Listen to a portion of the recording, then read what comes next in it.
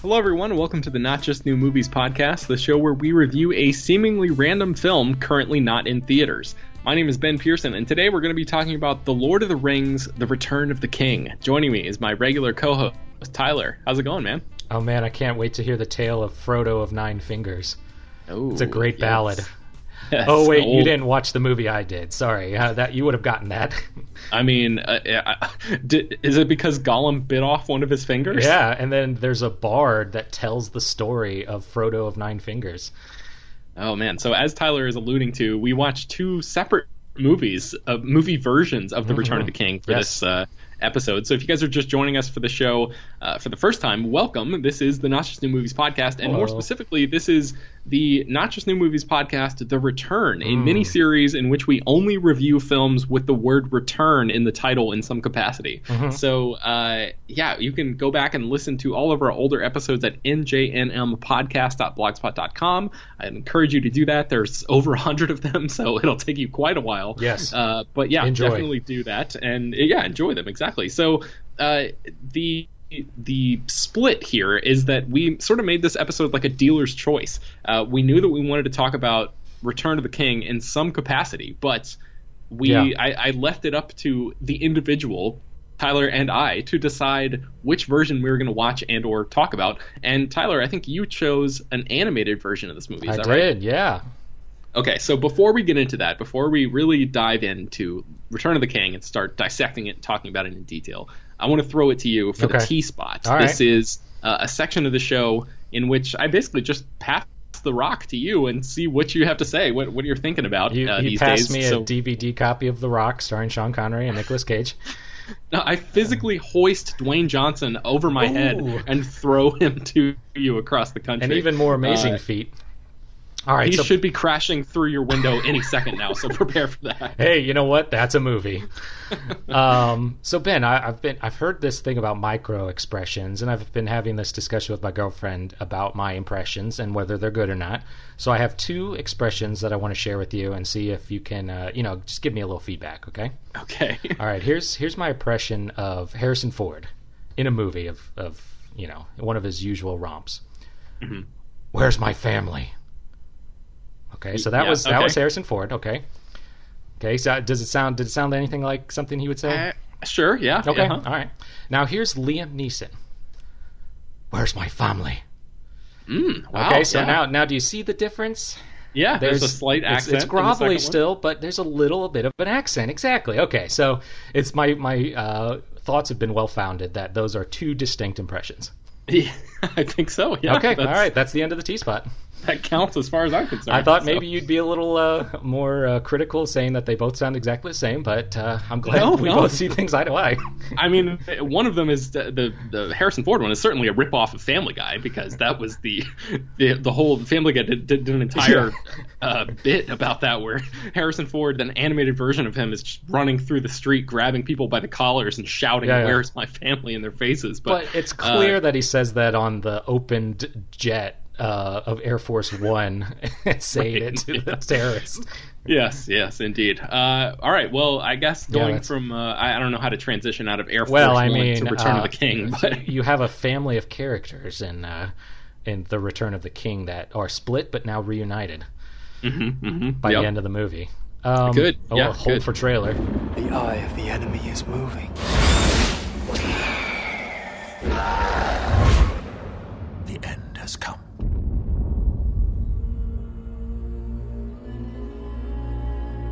Every day, Frodo moves closer to Mordor. How do we know Frodo is alive? What does your heart tell you?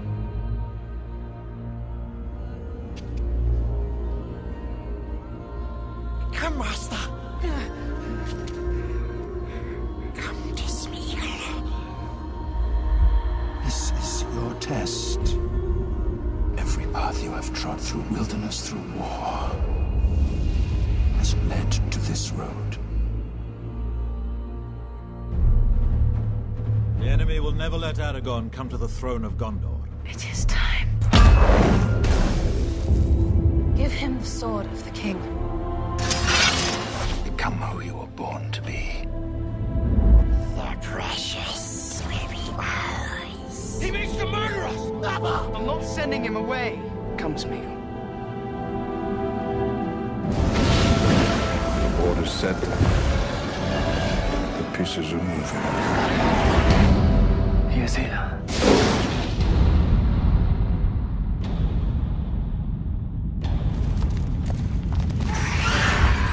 We come to it.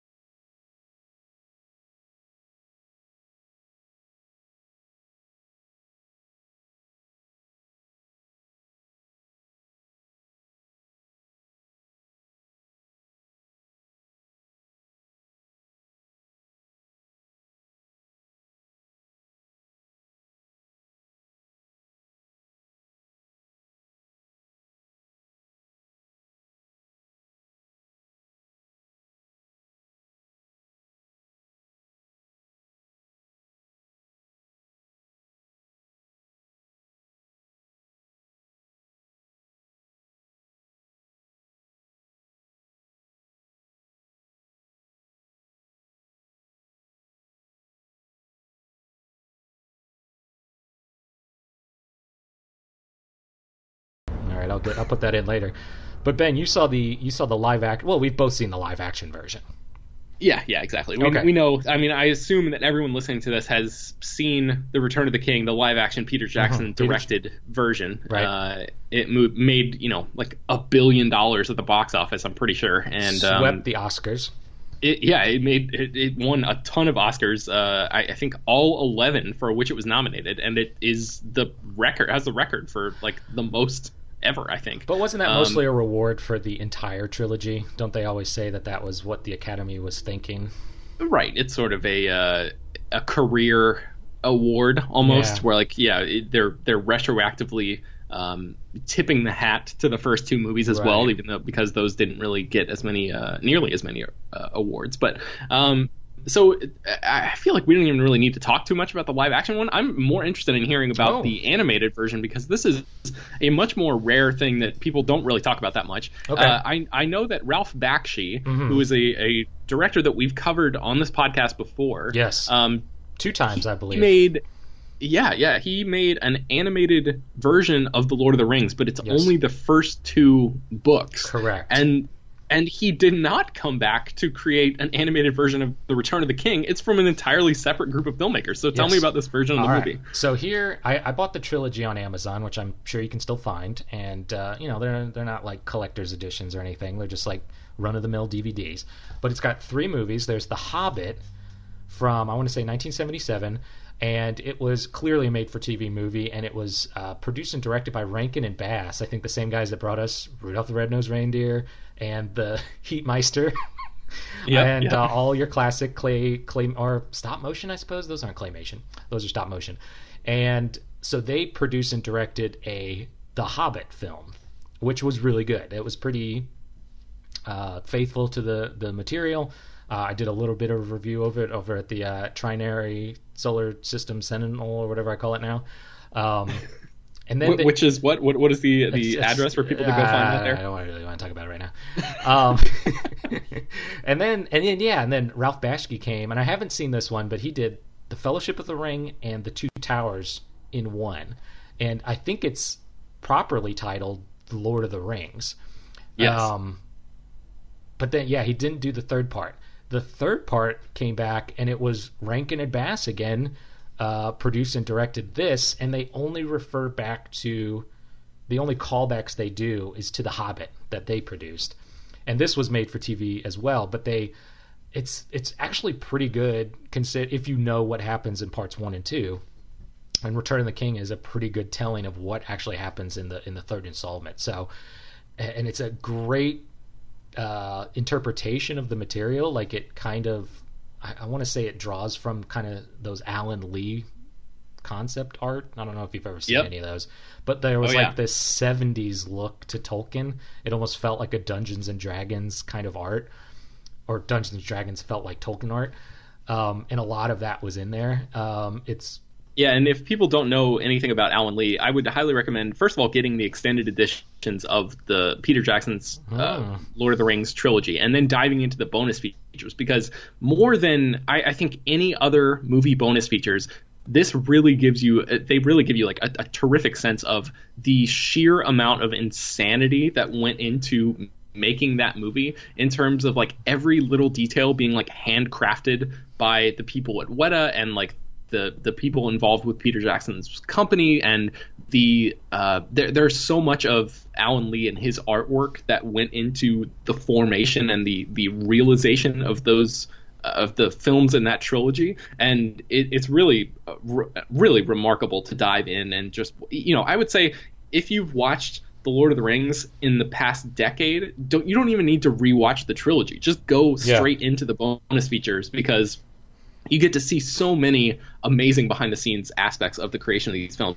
It's like hours and hours and hours of bonus features. It's crazy. The most in-depth stuff that you can possibly imagine. If you love the music of the movie, there's an entire bonus feature dedicated to that, and it's like way longer and more better produced than a lot of stuff that you'll find on the traditional disc. So anyway, and it's before Peter Jackson had a nervous breakdown over The Hobbit. So great stuff.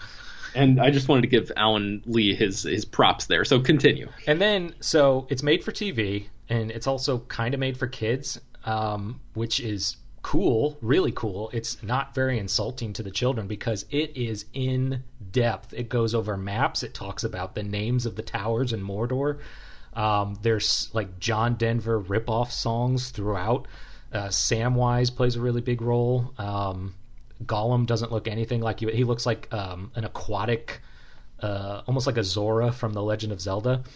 And Gandalf is pretty awesome. He narrates the whole thing, and he sounds a lot like Leonard Nimoy, but it's not Leonard Nimoy, although that's one of my gripes is they should have got Leonard Nimoy to voice Gandalf. That would have been amazing. Yep. And he also is the same voice of Gandalf in The Hobbit, too, so if they'd gotten Leonard Nimoy for both. And we know Leonard Nimoy loves The Hobbit. Bilbo Baggins is one of his most revered musical recordings. I think they got John Huston to do the voice of Gandalf, the famed actor / director. Yeah, so. And I think it was John Huston, because they roll all the names at the beginning. But the beginning is they're sitting at Rivendell, and Elrond is there, and they're all kind of back together, and they're like, yeah, man, we destroyed that ring. Everything's great now. So you're already in kind of there's a safe sense of security that everything turns out okay. But it goes into pretty good detail. The wars and everything are all pretty well explained. They and it kind of feels like the Peter Jackson movie, except Aragorn's not a major character. He kind of shows up later, which is kind of what the book is like. He just kind of, when I read the trilogy as a kid, or when I read Fellowship of the Ring as a kid, I didn't read the other ones until a little later, but he's kind of like a slough off character, and he comes back as the king. He returns as the king. Right, and you're kind of like, okay, yeah, I guess that makes sense, when you would think like Gandalf should be king, or Frodo should be king, or someone else that's a little more of a main character. But I want to kind of buy you a copy just so we can share in the experience. But it's definitely worth like the $20 I paid, and wow. I'm really excited to watch Bakshi's interpretation, because I watched, I want to say, half of it on VHS because I rented it from the library and didn't have enough time to finish it, so I just kind of gave it back to the library and then never saw it again. But it was really good. I watched a few clips of this online of the Return of the King, and it really gets into the nitty gritty in a way that even the live action movie doesn't. I'll give you an example. The narrator talks about at one point about the name of the battering ram that the orcs and the Uruk-hai use when they're trying to, take down, lay siege to one of the castle cities or whatever. And I was like, man, that is like. Yeah, I don't remember if it's Minas Tirith or I guess it must have been. Osgiliath, that's the other city. Yeah, but I was just like, man, they are really like digging into the minutia here. Yeah. And Peter Jackson's film doesn't really have the. I mean, this movie's only 98 minutes long, but I know. Peter Jackson's movie, I guess, is more concerned with like the realism of it, and because this is animation, it's able to lean into the fakeness in a way. I think. Yeah, there's a lot of abstract storytelling where like Samwise will be walking and thinking to himself about what's going on, so you don't have to like show anything. It also probably is an animation limit where it's like we can't animate everything, and so they can tell the story in different ways. And it's also made for TV, so it's probably a little easier to get your point across than in this huge budget movie where you want to include everything you can. I don't know. I think Peter Jackson may have even garnered a few ideas from this if he watched it, because even the Mount Doom scene seemed very similar to what was in the live action version. I don't know if you remember, there was like the crack and then the fight with Gollum and then kind of this struggle between Frodo and Samwise, and it's in that animated movie too, and it seems pretty powerful because you kind of get to know these characters over the hour and a half that it is. Yeah, the other part I watched was the part on the battlefield where I think it's Éowyn takes off her helmet and she says, I am no man or whatever, and she's like facing down the I guess that's the Witch King. Yes, the Witch King. And there's a part where I forget which Hobbit is right there on the battlefield with her. Maybe it's Merry. And he's like, my God, it's a strong putrid stench. How does she bear it? And it's like, bro, that's just what every woman has to deal with. It's like the stench of masculinity. The stench of the patriarchy. Yeah, exactly. It was funny. Great. Like that's kind of how the whole film feels. It's like they're taking dialogue from the book and putting it to the lips of these characters, and this is for kids, so kids are now kind of being exposed to this high fantasy speak and kind of this literature that maybe adults were only able to understand. So even from the perspective of a child, like to open their eyes to what reading could be like, or that you can get more from a book than what you see in the cartoon, kind of makes me excited to, I don't know if I ever have any kids or if I have any, and if you're listening, I'm sorry, I've been an absent father. I would definitely show them this trilogy of cartoons, because it's really great. It kind of, much like our Superman episode, it encapsulates the idea of Tolkien and the kind of the feel of those books. So I don't know. It's something that's lost in the 70s for some reason. Yeah, and in terms of like the fantasy aspect, I want to read you one sentence from the Wikipedia synopsis of this movie. All right, here we go. Meanwhile, Frodo Baggins and Samwise Gamgee are led by Gollum to Minas Morgul, where they witness the Witch King of Angmar leading an orc army to drive Denethor's younger son Faramir from Gondor's final defenses along the River Anduin. I mean, that is just like nerd level shit right there. You know, like everything. It is insane that these movies, I mean, the Peter Jackson ones, and especially, were such huge mainstream events in Hollywood history. Like, this completely changed the game. There would be no Game of Thrones without the success of these movies. It opened the door for fantasy in such a monumental way that I don't know if anything else could have really done. If there would have been some other, because it was a trilogy and because they filmed it back to back to back and because it was so detailed and so well crafted, I just don't know if anything else would have had the same impact and been able to kick down the door in the same way that those movies did. And the idea that there's an animated version of this movie from 1980 that also is equally nerdy and opened the door to a whole different generation of kids and potentially introduce them to all this nerd level shit is pretty great. Like, there, you just don't see stuff like you start to see more things like this after the success of Peter Jackson's Lord of the Rings. Right. But still, the idea there's something so pure, I think, about the animated version of this movie, and I'm just getting that from watching a few clips online. I haven't even seen the whole thing like you have, but there is something that strikes me as very, very pure about this, and very like I don't know what the right word is, but just inspiring, I guess, would be like the idea that that something like this could exist for mainstream audiences back then. Yes, it is smaller and it isn't nearly as huge in scope and like as expensive, and the idea of it being relegated to animation, like animation is a bad thing, is worth mentioning, even though I don't think animation is a bad thing. But you know what I'm talking about. There's like a hierarchy of things in the public eye, and live action is generally considered like a more prominent. Right. Yeah. Exactly. So I don't know. I feel like this movie is it's sort of amazing that these exist, I guess, is what is a long version of what I'm trying to say.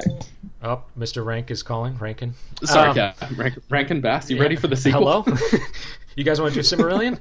No, it's very artfully done, and it doesn't. I mean, you mentioned movies today, and you can kind of always feel the corporate slime that's left on a movie, and you can just kind of, it's like, there was some executive that had to approve this, and this, it doesn't feel like that here. It kind of feels like someone got their vision of Tolkien, and they got to put it on screen, or they got to put it on paper, even though, you know, a lot of the animators were Japanese.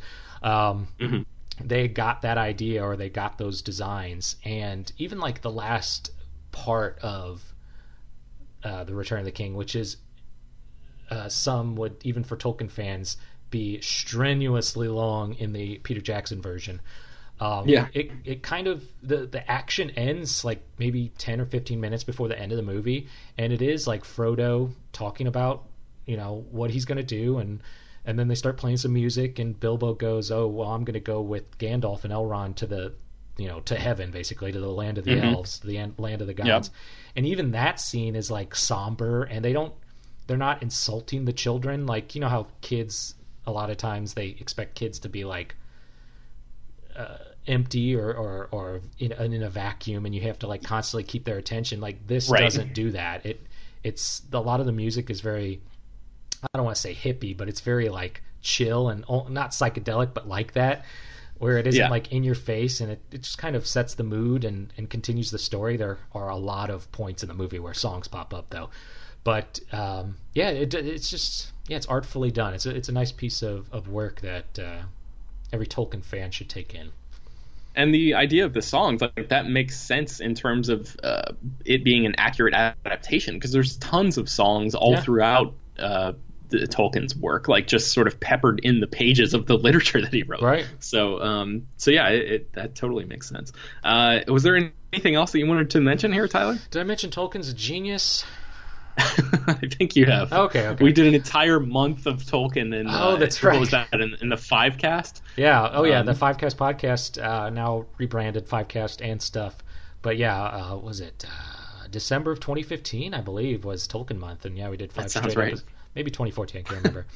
But no, let's talk live action for a second. Did you? We saw this long ago, 2003, but we've also seen it probably multiple times since. Yes. And would you? And so, I don't know. What do you want to talk about with the live-action version? So I heard somebody on a different podcast, I don't even remember what it was, but they used this movie as an example of a filmmaker making a film that utilized visual effects in such a cutting-edge way that it instantly dated the movie. And, like, I don't know if I fully agree with that, because I think I've seen... so we're talking, I guess, specifically about, like, the motion capture stuff that Andy Serkis did as Gollum. Right. And the maybe the battle scenes at the end, right? Okay. Like, I don't think we'd ever seen anything on this scale before in terms of large-scale CG created battles. I'm sure if you look at it now, it's not going to look as good as some of the stuff does in 2018, but it still looks pretty damn good. I mean, it's like there is so much love and care and detail that went into the making of every single costume and all of those things, and that is the stuff that really stands out to me now, instead of like just watching something and being like, oh yeah, that particular shot looks a little wonky in terms of the visual effects. So I think the clear respect and reverence everyone had for the source material shines through in a way that overshadows any complaints I could possibly have about the visual effects and how they may or may not be dated. And I think I don't know, I just thought it was sort of an unfair line in the sand to draw and to sort of plant this movie in there as like an example of Hollywood doing it poorly. Seemed a little weird to me. Like maybe The Matrix or something like that, where like maybe the Matrix sequels, I guess, would be a better example, where you will look at it. Those were great. You look at it even then. I remember seeing those in the theater and instantly thinking like, oh wow, Neo looks really rubbery and bizarre when there's that huge fight scene with like 50 of him, or him fighting 50 Agent Smiths or whatever it was in the second one. And I never for a second thought, oh wow, that looks weird when I was watching the Lord of the Rings trilogy for the first time in theaters. I don't know. Do you have any thoughts about this? I mean, I try to watch it, and I haven't done this in a while, but I tried to watch it like every year around Christmas time. I'd watch the whole trilogy. And I mean, my personal favorite's always going to be Fellowship of the Ring, just because everything that I felt when I read that book for the first time is in that movie. So like you're never, I'm going to take it to the grave saying that that's the best of the trilogy. But yeah, to say, was he saying just this one or the whole trilogy? Because either way, I think it was just the whole trilogy was probably the claim. But I mean, still. You're right. Like the not only the costumes and the sets, but the landscape, like everything is kind of hits the right tone. Even after I've said that the cartoon almost did everything right. Like it's hard to say that Jackson's Lord of the Rings trilogy did something that deviated from the Tolkien verse or deviated from the original trilogy, right? As opposed to the Hobbits, which obviously we can talk about in another episode some other time. But yeah, I don't really think of movies as so you're probably talking to the wrong guy. I don't really think of movies as special effects instruments. Like if the special effects are so bad that I am constantly laughing at the movie, then yeah, you've got a problem. But I've never really questioned the quality of the Lord of the Rings based on its special effects. I look at it through many other factors before I even get to special effects. So even if it looks old, like still this is a fucking amazing set of movies that redefined our word epic. And when we use the word epic, it's like, well, it's not Ghost Army taking down a huge elephant epic. So, why don't you rein it in a little bit? And I mean, I think, we probably said it before, but like I do not think there has been a more impressive film production than this trilogy. Still, it's 2018 and nothing comes close to this for me in terms of like jaw-dropping, just like the sheer amount of work and artistry that went into crafting a thing, not just making a thing. Because a lot of times you'll see, and I don't want to like throw shade at the Marvel movies, but like sometimes those feel more made than crafted. But you really watching the Lord of the Rings and I mean even going as far as to say the Return of the King specifically, you can feel the craft in every single frame of the movie, and that's really tough to do and something that I think should be praised from on high. So I mean, I guess as high as the towers of Minas Tirith, Ben. Indeed, and higher. So I'm looking at the Wikipedia page right now, and it says that Return of the King contains 1,488 visual effects shots, which is nearly 3 times the number from the first film and almost twice that of the second. So they had a lot to do in terms of in terms of like the workload there. And I think especially considering how quickly these films were churned out, like one a year, that's pretty damn impressive that they were able to scale this thing to a level where the final product still looks pretty good today. So I bought that thing on Blu-ray real quick. Yeah, and I'm usually a fan of not updating my collection, but that's one of the movies that I got right away when Blu-ray started becoming more prevalent, and I haven't looked back since. Yep. Haven't gotten on The Hobbit though, so still waiting on that to drop in price a little bit before I. Yeah. I don't know, but I will not be buying that trilogy. We'll just put it that way. But you can't get it for me for free from Mr. Jackson. Okay, I cannot. Well, Ben, Return of the King is a great finish to a larger trilogy, which was originally supposed to just be one big book anyway. But as a movie, it's a great imperial stone on the crown of the greater series. Very well put. Yes. And I forgot there's a crown in this movie. But yeah, do you think that the ending, though, a little too much? Maybe sync that up a little bit?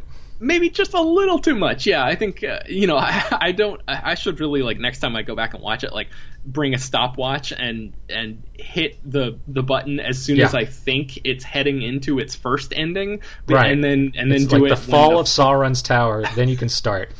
Yeah, I think it's probably like an extra 45 minutes or something before it actually hits the actual end. Right. And in a normal movie, it would be 10 minutes or something like that. But I mean, I think that it's was like, one hell of a ride, Gandalf. You got it. And he put sunglasses on and the credits roll. High five, slow-mo, freeze frame, and then that's it. Stan Bush's Dare plays in the background. You got it, Strider. I mean, King. I mean, Your Highness, and then like an eagle caws out of nowhere. He and revs they his motorcycle and just tears out onto the road into a sunset. Oh man, we got to work on a remake. Oh That sounds amazing. Modern time Return of the King. All right, so yeah, I think that pretty much wraps up our thoughts about Return of the King and maybe the Lord of the Rings in general. As Tyler mentioned, we have done like 5 hours worth of podcast content on this series in some form or another. But we haven't reviewed all the movies, so there's still a chance for more. Maybe. We'll see what happens. In the meantime, we don't know what movies we're going to be talking about next time, but it will have the word return in the title in some capacity. We can promise you that because we are still in this mini-series, Not Just New Movies, The Return. You can leave us a voicemail at 904-469-6566 and email us at notjustnewmovies@gmail.com. Maybe you can send us some suggestions for films with the word return in the title that we could talk about in our next episode. It'll be probably a little while before we record, although I guess by the time people are listening to this, you're not thinking fourth dimensionally here. They'll long have been recorded, so ignore everything I just said. In any case, you can go back and find all of our episodes at njnmpodcast.blogspot.com. Tyler, where can people find more of your stuff online? Well, Ben, you have the Fivecast podcast and stuff over on Twitter at the Fivecast, and we also got a YouTube channel, and of course our original podcast feed in iTunes. And of course the And Stuff Podcast Network. Ben, one of our possible shows is Dirty Gold, the only show on the internet that talks about Booster Gold and Dirty Harry. So every episode melds somehow the themes of Booster Gold, the comic book character, and Dirty Harry, the Clint Eastwood character of films past. And I don't know, that seems like a podcast that might get some legs based on what I've done my research. I don't know any Booster Gold catchphrases, otherwise I'd try to work one in with, are you feeling lucky? Get over here, Skeets.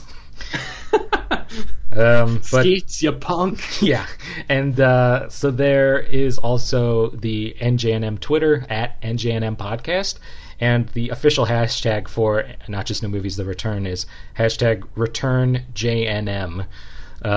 So we use that last N in return as NJNM. So use that hashtag. Use that hashtag Pod and Family to connect with other shows, and I think. I think this episode's got us. It's going to make the Not Just New Movies show super popular. I didn't seem too positive last episode. I'm definitely positive now. Okay, good to know. Yeah, you guys can find more of my stuff at slashfilm.com. I'm writing there all the time. You can listen to me on Slash Film Daily, which is the daily podcast we have over there. You can find me on Twitter at Ben Pears. And again, be sure to leave us a email here or a voicemail, notjustnewmovies@gmail.com. Let us know what you think about Return of the King or any film with the word return in the title. Let us know. I think that's pretty much going to bring us to the end of this week's episode. Thanks for listening, everybody. We'll see you next time.